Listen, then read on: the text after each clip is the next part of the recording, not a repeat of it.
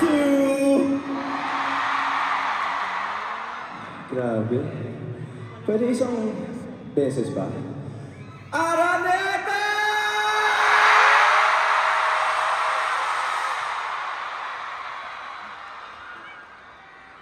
Sinusulit ko lang. Ano yun?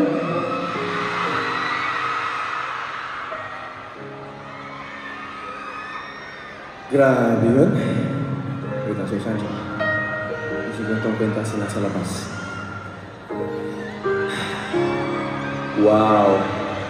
Akala ko kagabi nung unang labas ko, yun na yung parang nagugulat ako sa nakikita ko, pero hanggang ngayon ganun pa rin yung pakiramdam.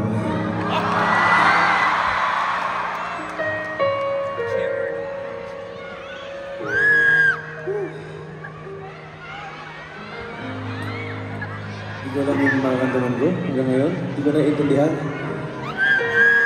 At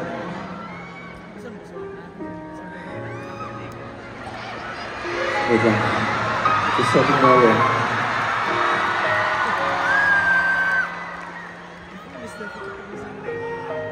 Maraming salamat sa inyo lahat for making my dreams possible.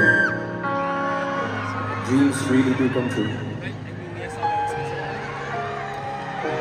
Sabi ng kaibigan ko si keyboardist natin si Chris. Sabi niya sa akin nung rehearsals namin, last week, bro, nagkakatotoo na yung mga panaginip mo. Sabi ko, bro, kahit sa panaginip ko, wala to. Wala tong nakikita ko ngayon. Kaya, I waited almost 15 years to see this view.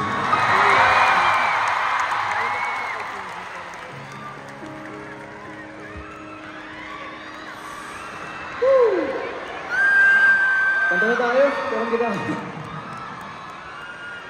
Hey, Sancho. I love you too, brother. Love you, brad. I heard that day 2 is the fastest selling day. Kung binenta namin yung tickets sa Araneta. Hindi ko alam na ano, pero ilang oras, but hours lang. 1 hour. Day 2, iba kayo. Iba kayo. Tapos nung nabalita po sa akin, nag-sell out yung concert na to. Sa totoo lang nung una, hindi ako sigurado kung kaya ko bang gawin to.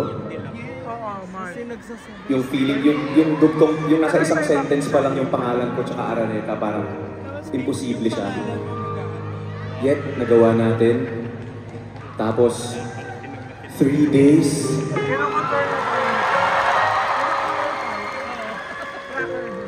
Totoo nga, iba ang plano ko sa plano ni Lord. Mas may alam siya. Susunod lang ako. I'm very humbled to be here. At lagi kong sinasabi, Lord, maraming salamat po sa experience na to. I will truly not take this for granted. This stage, gagawin kong lahat to be able to inspire people and to sing your songs. Tulad na lang ng susunod na kantang to.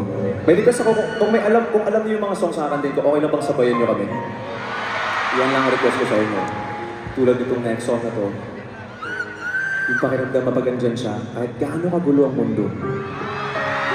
Pagkasama mo siya, para bang nawawala ang lahat at siya na lang yung natitira. Para bang meron mahika.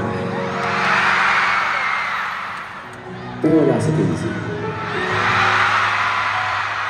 Yun yung nararamdaman ko yung time na yun. Kaya I realize, sabi ko, kakaiba rin, no? Kasi naging point of conversation din namin to eh. Kasi, di ba parang, you have to be, dapat whole ka ng ikaw. Pero, bakit parang pag wala siya? Parang, you know that kind of feeling? May LDR ba dito? Mga LDR meron? Alam mo yung I wish you were here kind of feeling?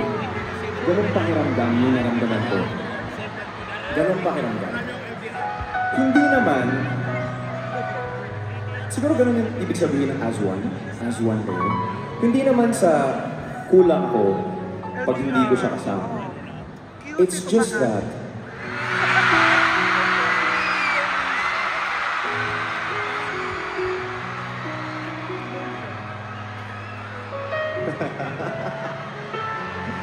hindi naman sa kulang ako.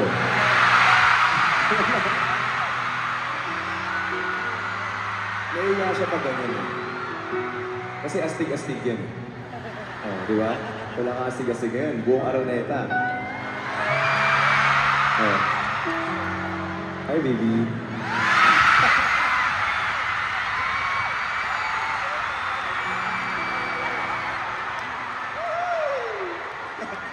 Sinusulit ko lang. Bumabawi na ako sa kanya.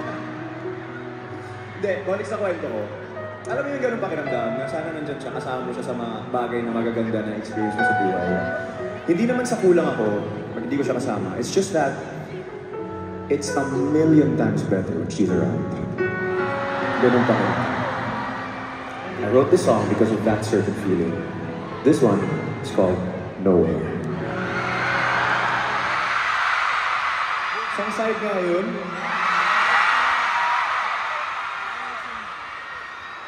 Kaya mahirapan ka sa lower box. Yung sa lower box, Dito? Yan, narinig ko na. Ay, parang dito nga. Ulitin natin mamaya. Pero for now, meron lang akong gustong i-share sa inyo na song. Na sobrang paborito ko. Sa sobrang paborito ko siya, ginawa ko siya ng version. Malamang paborito niya rin to. Gawin natin to. Alam niyo, yung ganitong mga bagay, nare-realize ko na pag si Lord yung nag-bless at naghintay ka lang talaga sa tamang panahon mo, oras mo, pag siya yung nag-bless sa'yo, tuloy-tuloy. Hindi mo mapipigilan, hindi ka makakailan. And when He blesses, graceful. Lahat ng mga bagay tama.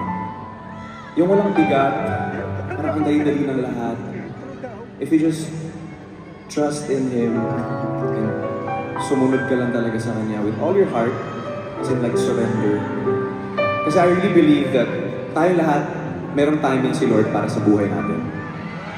Tayong lahat, sa career, sa sarili, sa love life, sa lahat ng bagay. May tamang timing si Lord. And in Bisaya, we have a very special word for that. Ang sana eh, sa amin, parang meron kaming word for that. In God's time.